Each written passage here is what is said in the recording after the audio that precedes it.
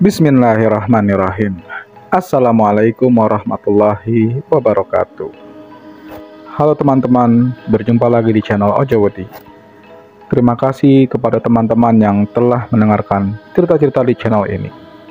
Tak lupa juga kami ucapkan terima kasih kepada teman-teman yang telah mensupport channel ini agar makin berkembang dan bisa menghibur khalayak yang lebih ramai. Seperti biasa, jika sudah siap, selamat mendengarkan.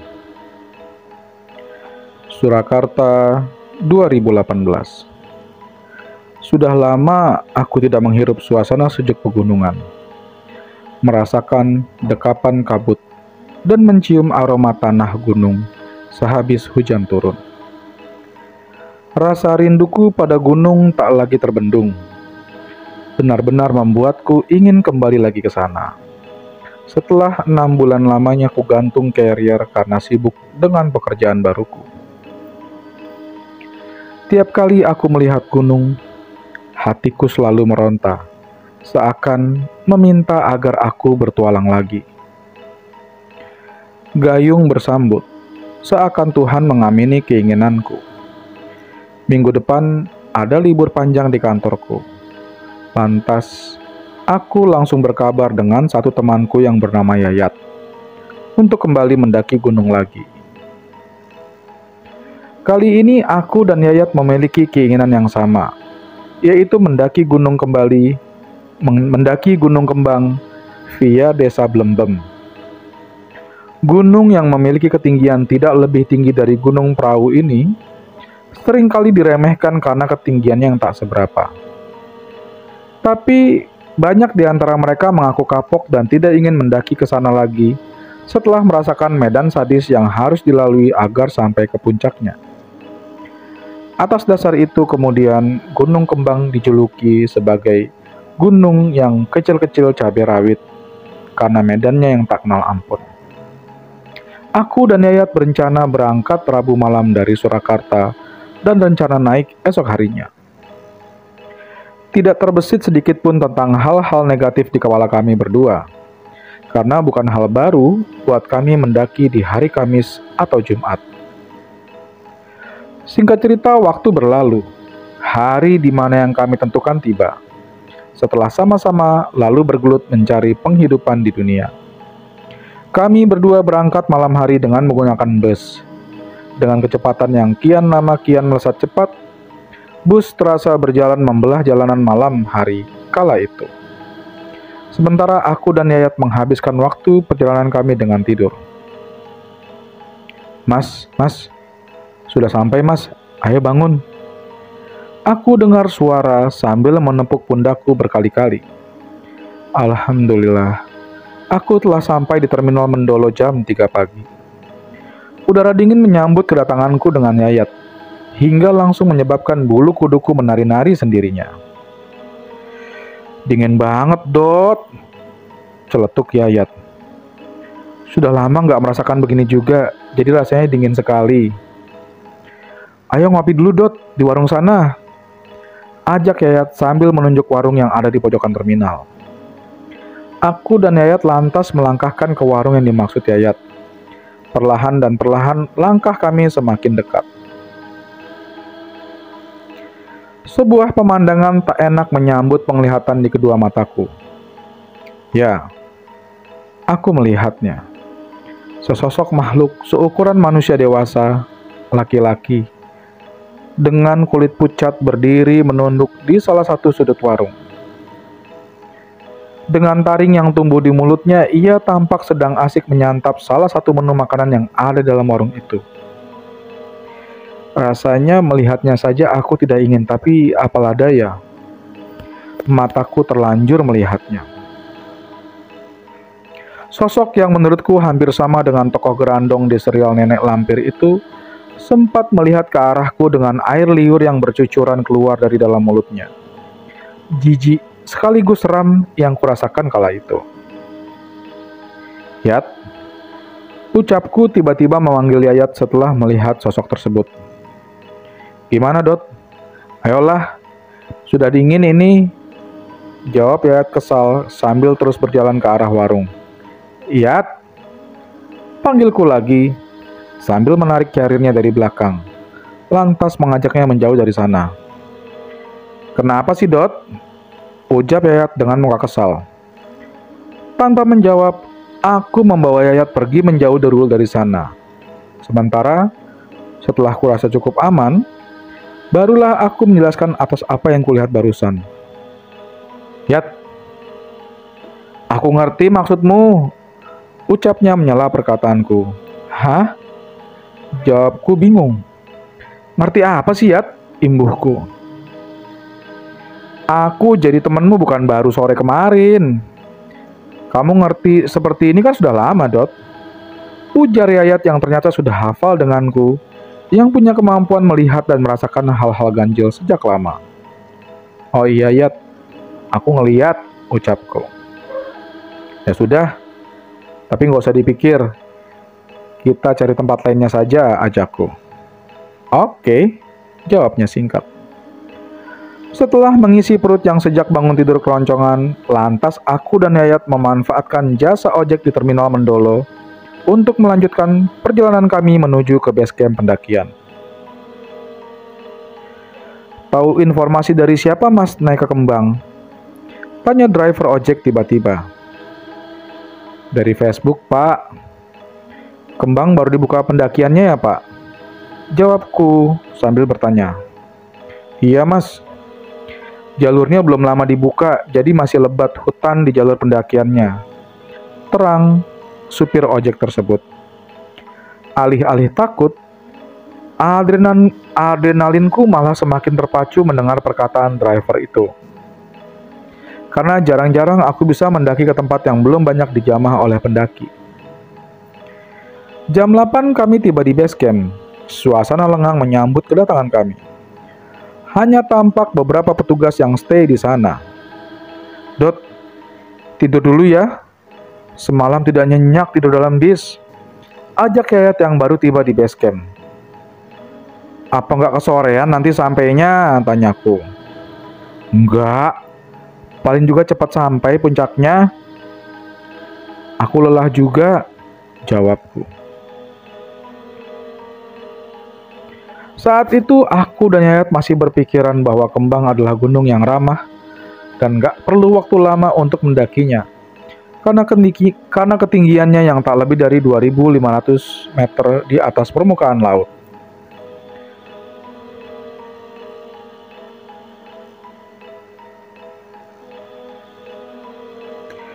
Suasana base camp yang sepi seakan mendukung untuk kami berdua rehat tidur sebentar sebelum mulai pendakian. Masing-masing dari kami tidur beralaskan tikar dengan bantal carrier yang kami bawa. Akibat tubuh yang lelah akibat perjalanan, mataku perlahan berat dan padam. Di tengah larutnya aku dalam tidur, di bawah alam sadar ini, aku diberikan sebuah pertemuan. Aku sempat bingung siapa yang sebenarnya mendatangiku di antara gelapnya penglihatanku dalam mimpi kala itu. Dia perlahan datang dan memanggil namaku berkali-kali. Siapa? Siapa? Tanyaku terus-menerus dalam hati. Lama-lama seseorang tersebut nampak di depan mataku. Dra, ayo pulang, ajaknya. Dra, oh iya. Dra adalah panggilanku ketika di rumah. Indra. Kalau di tongkronganku dengan Yayat, aku dipanggil Codot. Setelah apa yang dikatakannya, lantas aku tahu ternyata ia adalah ibuku. Bu, ibu, panggilku. Ayo pulang, Dra. Ucapnya sama. Aku bingung. Kenapa ibu datang ke sini? Dalam mimpiku, memintaku untuk pulang. Baru saja aku ingin membuka mulut untuk tanya sebenarnya ada apa, dan kenapa ibu mendatangiku lewat mimpi. Tiba-tiba tidurku terkoyak tak kala ketukan tangan di pundak membangunkanku. Dot, bangun Dot.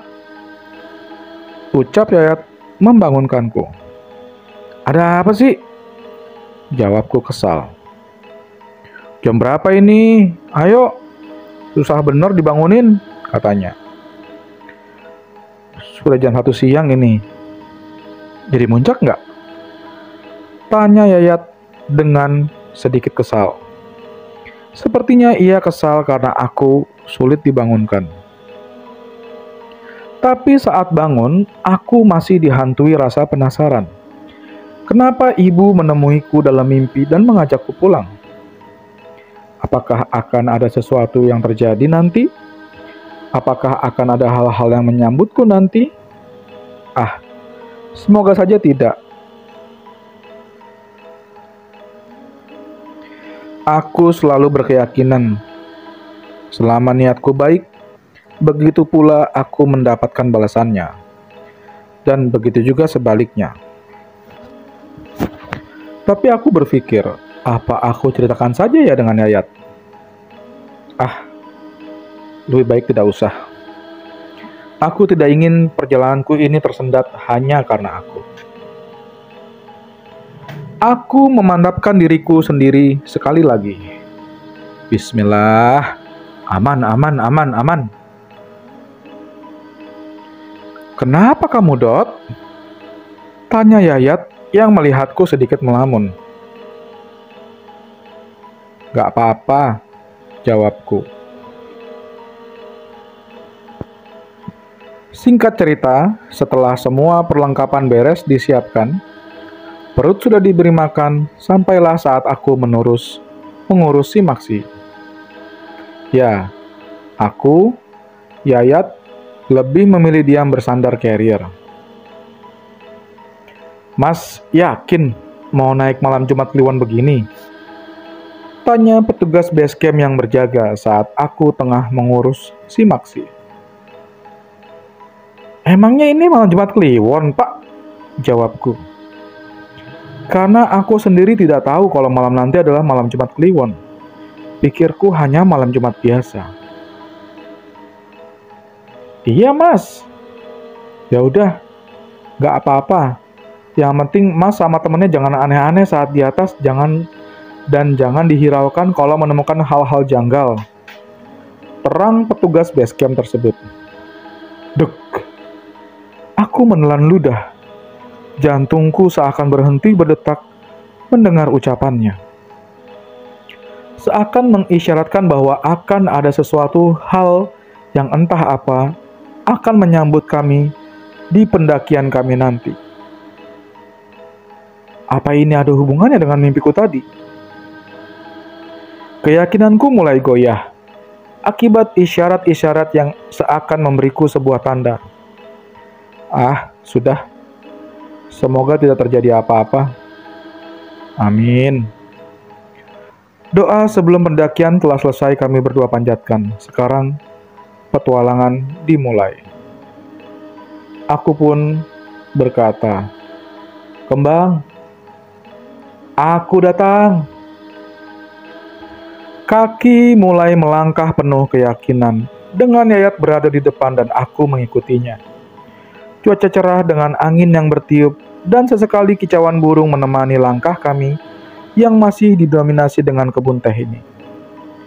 Di sini, dengan menghisap sebatang rokok, aku dan Yayat bercerita dan bercandaria atas cerita-cerita lama kami. Terlebih cerita tentang gunung-gunung yang pernah kami daki bersama. Hingga tak terasa kami sampai di pos Istana Katak. Dan semua berjalan normal hingga kami sampai di Kandang Celeng. Kandang Celeng sering disebut sebagai pintunya rimba Gunung Kembang. Karena di sini merupakan perbatasan antara kebun teh dengan belantara hutan rimba. Yap, sepertinya banyak celengnya deh di sini. Ucapku setelah sampai di Kandang Celeng. Ya udah, pokoknya maju, jawab Yayat dengan semangat. Walau nafasnya masih terengah-engah akibat medan di kebun teh yang langsung tak memanusiakan.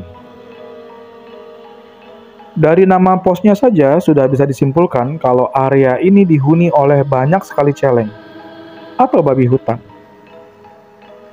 Sedikit terbesit dalam pikiranku, yang tinggal di sini apa semuanya celeng asli atau ada yang jadi-jadian ya? Semoga saja semuanya asli, batinku dalam hati.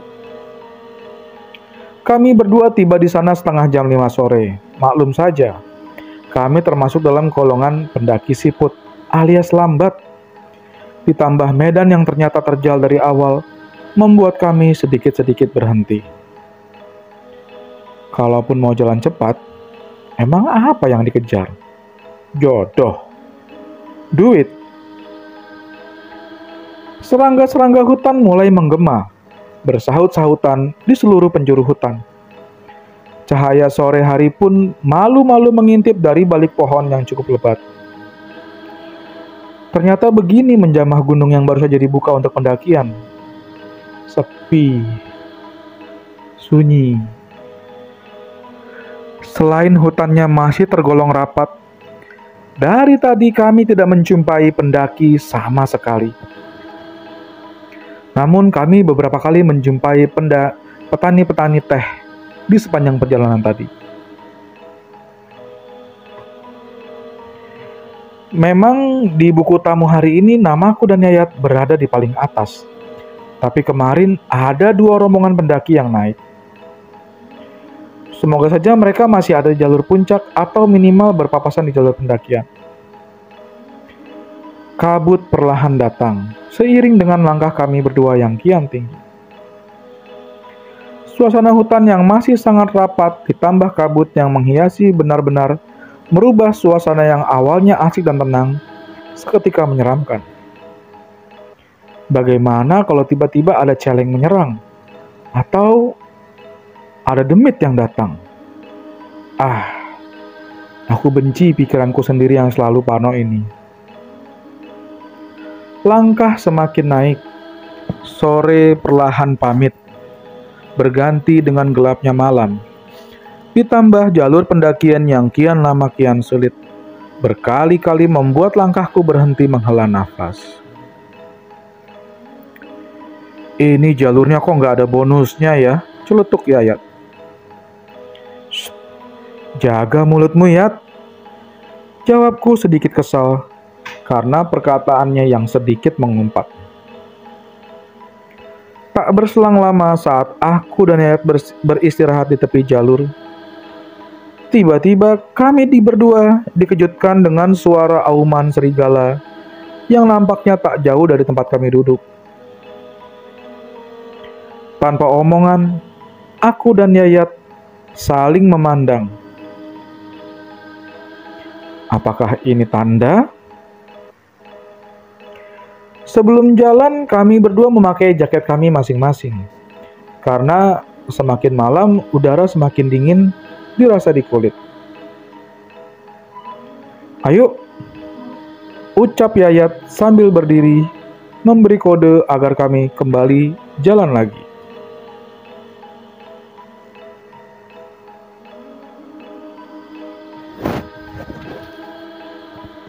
Berjalan saat gelap di sini memang tantangan tersendiri. Jalur yang terjal, ekosistem yang masih rapat, dengan hanya mengandalkan cahaya lampu, benar-benar menyulitkan.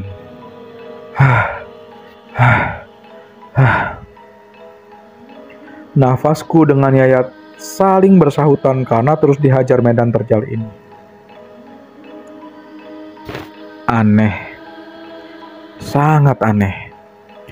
Kenapa kami tak juga sampai di pos selanjutnya?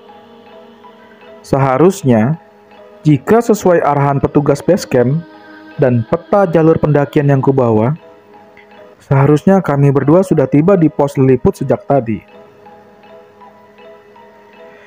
Yat, nggak ada tanda-tanda ada pos kayaknya ya? Tanyaku kebingungan. Nggak tahu, Dop. Perasaan dari tadi muter-muter aja nggak sampai-sampai. Lama banget, jawabnya. Aku dan Yayat bingung. Sudah molor 1 jam lebih dari waktu yang diperkirakan. Yayat lantas menghentikan langkahnya, lalu melihat kertas bergambar peta jalur pendakian yang kami bawa. Ia mencoba memastikannya sekali lagi. kalau kami tidak salah jalan. Ini benar kok, sesuai peta, ucapnya. Jam sudah menunjukkan jam 7 malam lebih, tapi setengah perjalanan juga belum kami tempuh. Sementara sudah menjadi pantangan dari base camp bagi setiap pendaki agar tidak mendirikan tenda dalam hutan. Camp area hanya ada di puncak gunung. Dot, rokok dulu sebatang, ajak Yayat. Aku tahu dalam hati Yayat juga takut menyaksikan kejanggalan ini. Tapi ia menutupi ketakutannya dengan sebatang rokok yang ia hisap dalam-dalam kala itu. Aku dan Yayat kembali duduk di atas batang pohon tumbang di tepi jalur. Suara serangga hutan masih terus menemani kami. Auman serigala juga berkali-kali masih kerap sampai di telinga kami berdua, yang cukup membuatku dan Yayat bergidik tak kalah mendengarnya. Walau aku tidak mengatakannya, aku yakin Yayat tahu bahwa aku takut.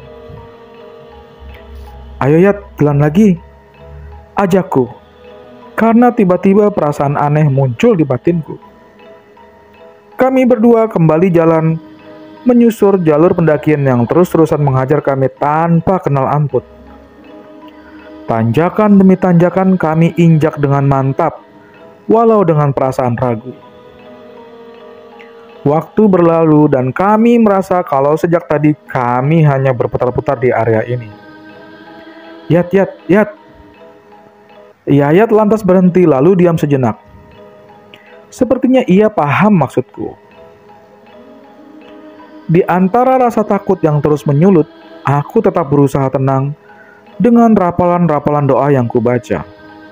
Namun, kabut datang semakin tebal, mengacaukan pandangan kami berdua.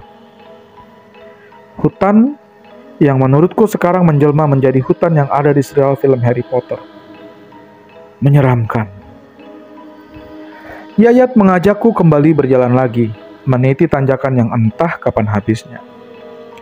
Di antara doa yang terus kurapalkan, aku merasakan punggungku yang tiba-tiba hangat. Aku merasa bahwa ini adalah sebuah pertanda. Dan benar saja, tak berselang lama, ada yang mengejutkanku. Dan itu bukan Yayat. Kresek. Apa itu, Dot? Tanya Yayat. Jika aku perhatikan sesama seperti suara-suara segerombolan orang atau hewan sedang berlarian di antara semak-semak. Lantas kami arahkan headlamp yang kami pakai ke segala arah. Takutnya itu adalah hewan buas yang sedang bersiap menyantap kami berdua. Tapi sial, cahaya headlamp tak sanggup menembus kabut yang cukup tebal. Terus ku cari dari mana suara itu berasal. Di atas pohon, di antara pohon hingga di bawah hurang. Hingga akhirnya, saat kabut agak terbuka, headlampku tertuju di suatu lembah di sebelah kanan tempat kami berdiri. Kudapati sekelompok sosok seperti manusia. Tapi mereka berukuran kecil, sedang berlarian, yang sepertinya sedang mengejar sesuatu. Aku masih belum mengerti, makhluk apa itu? Makhluk hidup sebangsa kami atau demit penghuni gunung ini? Namun sial, salah satu di antara mereka ada yang merasa kalau sedang kuperhatikan. Matanya terlihat mengarah kepadaku. Ya Allah, rasa takutku seketika memuncak. Sontak aku pun langsung mengajak Yayat kembali jalan lagi. Kali ini dengan langkah yang cepat. Yat, ayo jalan cepat Yat, ayo, ajakku. Ada apa sih Dot? Tanyanya bingung. Udah, ayo jalan aja, cepet nanti aku ceritain. Jawabku dengan sedikit meninggikan naga bicaraku. Posisiku kini berubah berada di depan Yayat mengikuti di belakangku. Sebenarnya ada apa sih, Dot? Tanya Yayat lagi. Udah diem, pokoknya jalan. Sampai aku berhenti nanti, jawabku. Tak peduli nafasku tersengal-sengal dan jantungku yang semakin berdebar, aku terus berjalan ke arah jalur yang kuyakini, yang sebenarnya aku sendiri tidak tahu ini arah yang benar atau tidak. Yang terpenting sekarang adalah menjauh dari gerombolan makhluk tadi. Dot, aku capek nih, Dot, ucap Yayat. Tahan sebentar, ayo jalan dulu, paksaku. Auman serigala masih sesekali terdengar sampai di telingaku. Suara semak belukar sejak tadi masih jelas juga di telingaku. Apa mereka masih mengejarku? Takut dan bingung campur menyelimuti perasaanku. Akan jadi apa kami kalau mereka sampai menemukan kuda Yayat? Ya Allah, lindungilah kami ya Allah. Perapalan doa dan sholawat tak henti-hentinya aku baca. Cukup lama aku paksa Yayat terus berjalan mengikutiku tanpa henti. Hingga akhirnya aku berhenti di suatu tempat yang menurutku sudah aman dari gerombolan makhluk-makhluk bertubuh kerdil itu. Aku dan Yayat menghela nafas sedikit di sini. Ku sempatkan minum dengan air mineral walau tak banyak. Ada apa sih, Dot? Kok kayak dikejar-kejar hantu? Ucap Yayat. Tadi, waktu kita lagi cari suara kresek-kresek tadi, lihat nggak kamu? Tanyaku. Hah? Lihat apa? Aku juga nggak tahu. Itu dari golongan apa? Seperti orang, tapi kerdil-kerdil gitu dan banyak banget jelasku. Sebentar, Dot. Kamu ingat nggak setelah kandang celeng kalau sesuai peta pendakian itu pos apa? Tanpa menjawab, aku buka lipatan-lipatan kertas bergambar peta pendakian. Aku lihat dan baca baik-baik dibantu cahaya headlamp di kepalaku. Di situ ternyata bertuliskan Pos Liliput. Pos Liliput, ya, kataku. Sebenarnya kita ini di mana ya, Dot? Katanya.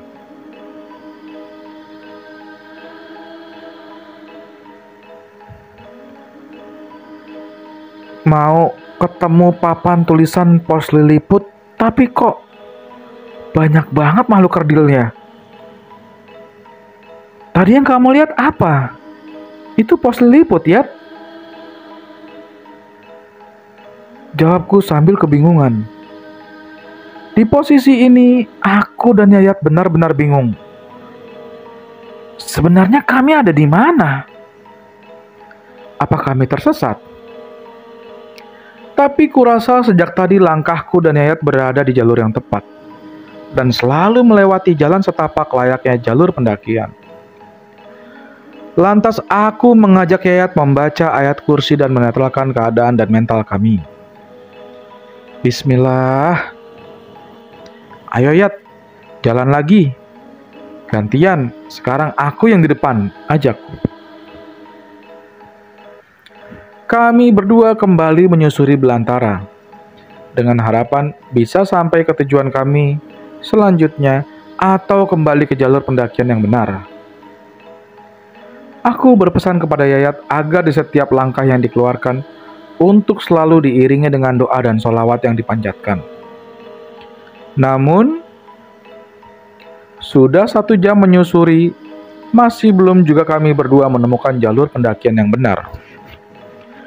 Jika dilihat dengan mata normal, jalur yang kami berdua lewati selayaknya jalur pendakian normal.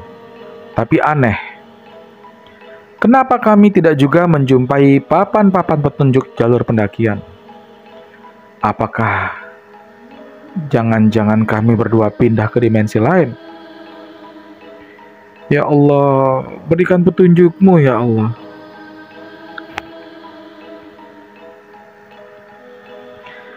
Pendakian yang kukira berjalan seperti biasanya ternyata malah begini. Mimpi apa aku semalam? Bisa-bisanya malam ini aku terperangkap di dalam hutan bersama satu sahabatku ini. Kulihat jam yang melekat di tangan.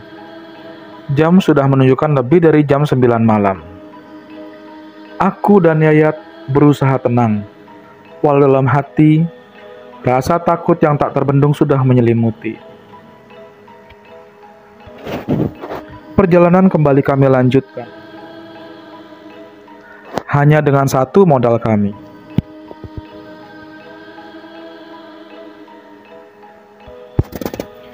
Perjalanan kembali kami lanjutkan. Hanya dengan satu modal kami, yaitu keyakinan. Keyakinan kalau kami bisa kembali ke jalur pendakian yang semestinya, dan kami berdua bisa sampai puncak malam ini dan istirahat di sana. Sungguh, aku tidak mengharapkan terjebak di wilayah yang tak ku mengerti ini. Aku hanya ingin kembali lagi. Aku hanya ingin menikmati pendakianku kali ini tanpa hal-hal seperti ini. Ayo Yat, semangat. Pasti kita bisa balik. Ucapku menyemangati Yayat dan diriku sendiri. Kali ini jalur yang kami lewati lebih miring dari sebelumnya. Untung kabut sudah hilang, jadi tidak ada lagi yang menghalangi penglihatan kami. Naik, turun, menyusur jurang kami lewati berkali-kali. Sampai di titik di mana kami berdua benar-benar lelah. Selain tenaga, mental kami berdua sudah sampai terkuras akibat diputar-putarkan di tempat ini. Kesunyian malam itu benar-benar terasa sangat lama bagiku dan Yayat. Waktu yang normalnya berjalan 1 jam, tapi bisa berjam-jam kami rasakan. Keringat dingin tak henti-hentinya mengalir dari balik bajuku. Persediaan air pun kian lama kian berkurang.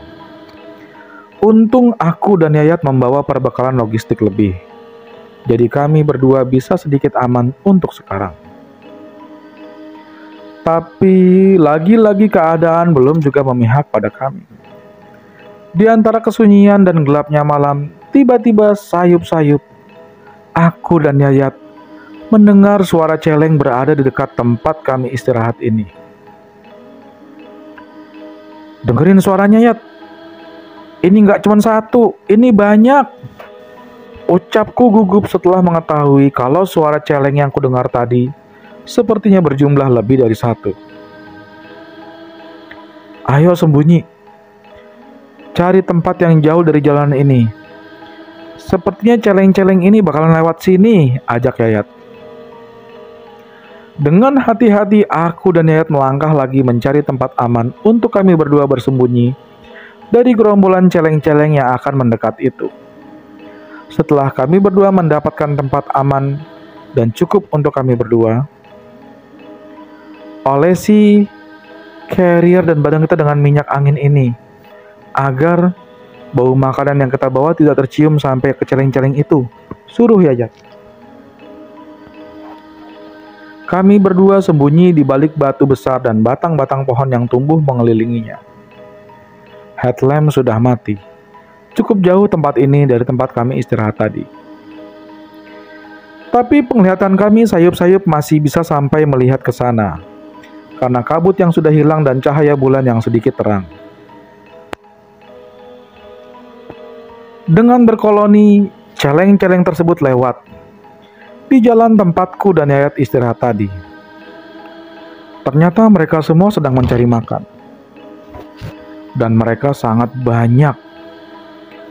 Dan terus mengeluarkan suara yang aku sendiri tidak bisa menirukan atau menuliskannya di sini. Silakan imajinasikan sendiri bagaimana suara celeng yang kalian tahu. Sampai-sampai aku bingung saat akan menghitungnya. Ukurannya pun macam-macam, dari yang berukuran masih peranakan sampai yang besar. Aku menelan ludah sendiri saat melihat celeng yang berukuran hampir sebesar kerbau. Besar sekali. Dalam doa, aku selalu meminta agar bisa lekas bebas dari keadaan genting ini. Ingin rasanya aku lekas berlari sekencang mungkin dari sini. Tapi setelah aku perhitungan baik-baik, pasti langkahku tidak akan ada apa-apanya jika dibandingkan dengan mereka celeng-celeng itu. Lagi-lagi aku dipaksa bertahan di situasi yang sangat sulit ini. Kurasakan pundakku ditepuk oleh Yayat. Ia nampaknya juga heran melihat celeng berukuran raksasa itu. Tapi ada yang membuat kami heran daripada itu. Bagaimana tidak? Di paling belakang ada makhluk yang awalnya aku pikir adalah manusia. Karena bentuk tubuh dan ukurannya yang tak jauh berbeda denganku dan Yayat. Ia menggunakan pakaian serba hitam dan tertutup kain di kepalanya sehingga membuatku sulit melihat siapakah gerangan itu. Gelapnya malam benar-benar menyulitkanku dengan Yayat untuk memastikan siapakah seseorang yang berbalut kain hitam itu. Ku benarkan posisiku. Ku cari posisi senyaman mungkin, tapi tetap dengan gerakan yang senyap agar tidak menimbulkan suara yang bisa mengundang celeng-celeng itu dan akan menerkam kami sesukanya. Ku sempatkan lagi melihat Yayat. Ia tampak sangat ketakutan. Keringat tampak mengalir di antara headlamp di dahinya. Yat, aku takut. Tapi keadaan memaksaku diam, supaya keadaan tidak menjadi semakin sulit. Mataku kembali mengarah pada sosok makhluk yang belum kuketahui batang hidungnya itu. Saat ia lama-lama mendekat dengan penglihatanku dan dengan jelas aku bisa melihatnya. Ternyata, makhluk yang sempat kukira manusia itu adalah... Ya, ia berbadan manusia. Tapi... yang tumbuh di atas lehernya bukanlah kepala manusia. Yang tumbuh di atas lehernya adalah kepala celeng. Ya Allah, apalagi ini? Kali ini aku benar-benar ingin sekali berlari dan teriak sekencang mungkin. Tapi, bagaimana jika mereka menangkap kami berdua?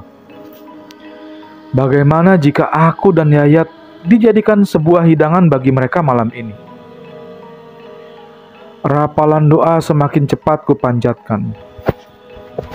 Nafas Yayat ku dengar ngos-ngosan di telingaku. Aku yakin barusan ia juga melihatnya. Sosok yang entah siluman celeng atau apalah itu.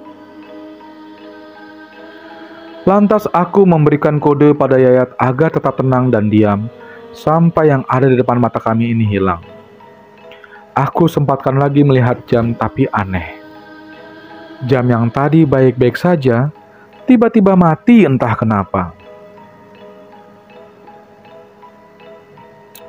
Ya Allah, aku hanya bisa memanjatkan doa padanya. Apa ini arti dari mimpiku tadi? Apa ini alasan kenapa ibu menghampiriku dalam mimpi tadi dan memintaku pulang berkali-kali? Kondisi kami yang semakin lemah tidak kami hiraukan. Yang terpenting saat ini adalah menguatkan mental kami. Tubuh boleh lemah, tapi asalkan hati, pikiran dan mental kami harus kuat. Aku yakin semua ini bisa kami lalui. Pokoknya, setelah mereka hilang dari mataku, aku harus jalan lagi. Aku yakin aku bisa terbebas dari semua ini. Selama aku yakin pasti Allah selalu bersamaku. Singkat cerita, pemandangan mengerikan itu hilang dari mataku. Dengan sedikit menghela nafas lega, kemudian aku mengajak Yayat berjalan lagi. Kali ini rencanaku adalah mencari tempat terbuka, agar aku bisa melihat dengan bebas di mana posisi kami berdua berada. Tapi, lagi-lagi keadaan sulit mempersulit kami. Kabut datang perlahan menghalangi penglihatan kami. Apakah ini ulah para dedemit di sini yang tak rela kami berdua terbebas dari sini? Kali ini aku dan Yayat melantunkan sholawat agak kencang di setiap langkah kami. Masih dengan modal keyakinan kami berjalan. Entah sudah jam berapa ini. Pokoknya aku kudu keluar dari sini malam ini juga. Susah payah kami berdua berjalan menembus belantara dan kabut ini. Hingga saat aku dan Yayat tengah merebahkan lelah, di antara kabut yang masih tebal, cahaya senter terlihat dari arah bawah. "Dot, Dot, lihat itu Dot!" ucapnya sambil menunjuk ke arah cahaya senter itu. Antara haru dan takut perasaan kami berdua. Harunya adalah, jika cahaya itu berasal dari pendaki atau warga dekat sini, maka selamatlah kami. Tapi jika cahaya itu berasal dari makhluk jadi-jadian yang berniat buruk dengan kami, maka habislah kami berdua. Kakiku dan Yayat sudah sangat lelah jika harus digunakan untuk melangkah cepat lagi. Sementara makhluk misterius itu semakin dekat ke arah kami. Aku dengan Yayat saling berhadapan dan berdoa agar yang datang itu merupakan makhluk kiriman Tuhan yang akan menolong kami berdua. Cahaya senter itu semakin dekat, dan terdengar langkah kakinya hingga ke telingaku. Sampai akhirnya, "Kalian mau pergi kemana?" tanya seseorang misterius itu. Ku mantapkan hati dan memberanikan diri melihatnya. Yang kulihat pertama kali adalah kakinya. Apakah kakinya menginjak tanah ataukah melayang? Kutengokkan kepalaku sedikit demi sedikit. Kulihat ternyata kakinya masih menginjakkan tanah. Semakin ke atas. Sekarang yang kulihat adalah seorang manusia, laki-laki setengah tua berkumis, dengan ikatan kain batik di kepalanya, sedang berdiri menghadapku dan Yayat. "Le," ucapnya lagi. "Nggih, Pak."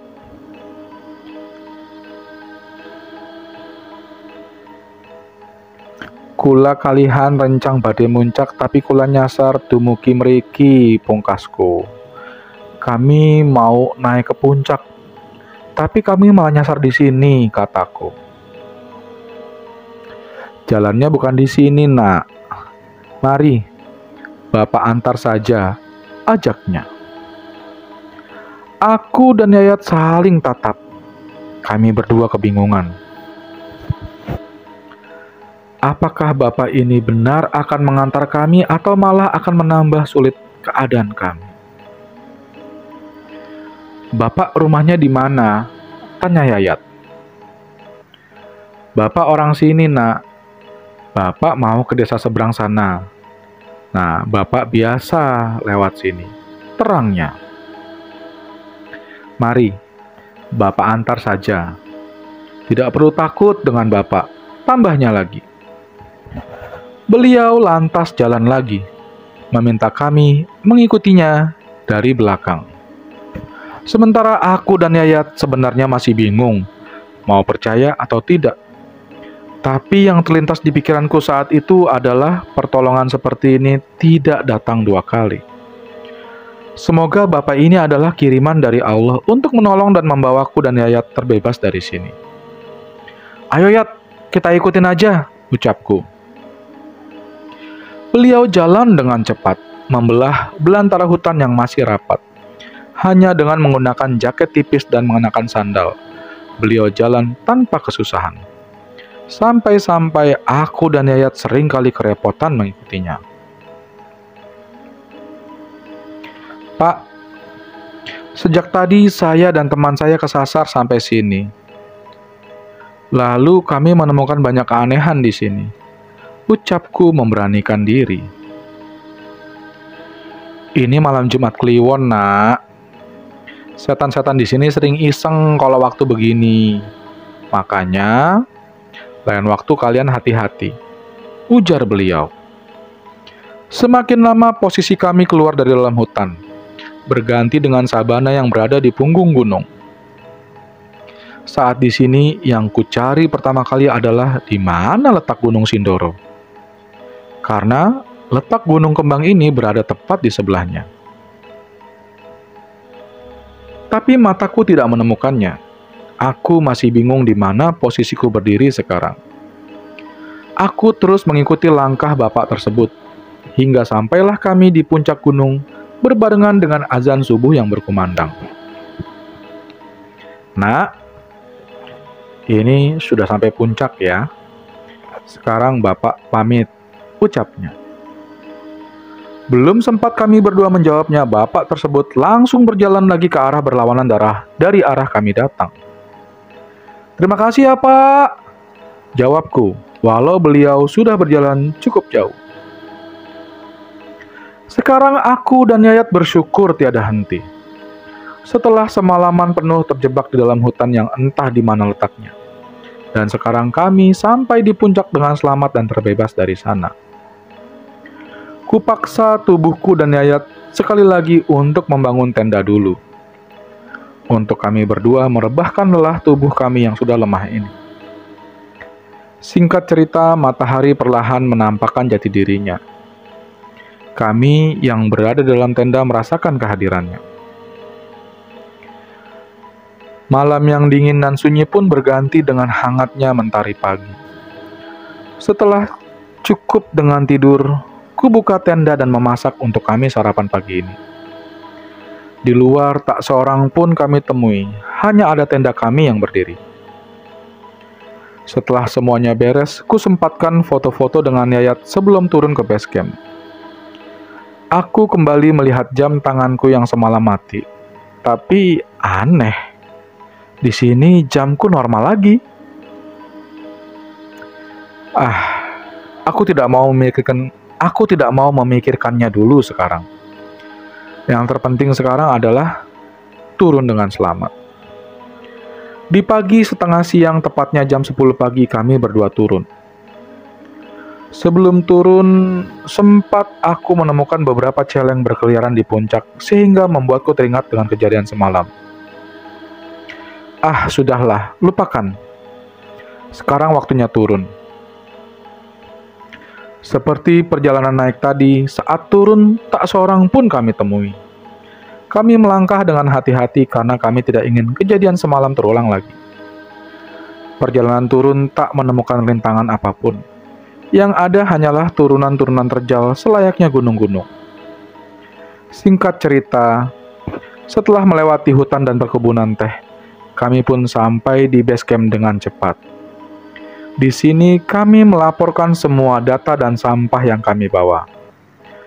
Tak satu pun sampahku yang kurang, menandakan bahwa diriku ini tak membuang sampah waktu di puncak. Ingin rasanya aku menceritakan cerita semalam kepada mereka. Tapi biarkan, ini menjadi ceritaku sendiri dan Yayat. Ini menjadi pelajaran kami berdua, agar lebih berhati-hati dalam mendaki gunung. Setelah urusan administrasi selesai, kami berdua mengistirahatkan tubuh sebentar, lalu mandi dan mengisi perut yang sudah keroncongan ini.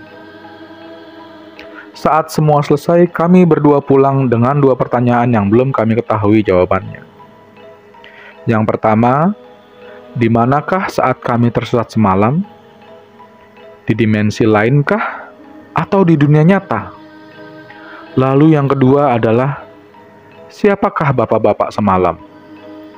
Belum sempat aku tanya siapa nama beliau. Ingin rasanya aku bertemu dengannya, sekedar untuk mengucapkan terima kasih sekali lagi. Akhirnya aku dan Yayat kembali pulang ke kota kami dengan rasa syukur yang kami panjatkan. Pendakian yang kukira akan semulus seperti pendakian-pendakian sebelumnya, ternyata malah memberiku semangat.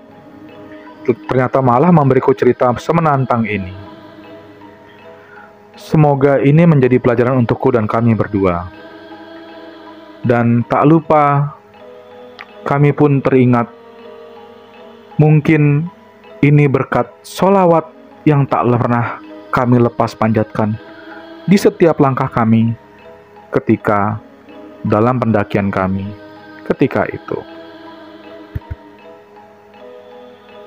Terima kasih teman-teman yang telah mendengarkan cerita-cerita di channel Ojowedi. Akhir kata, wassalamualaikum warahmatullahi wabarakatuh.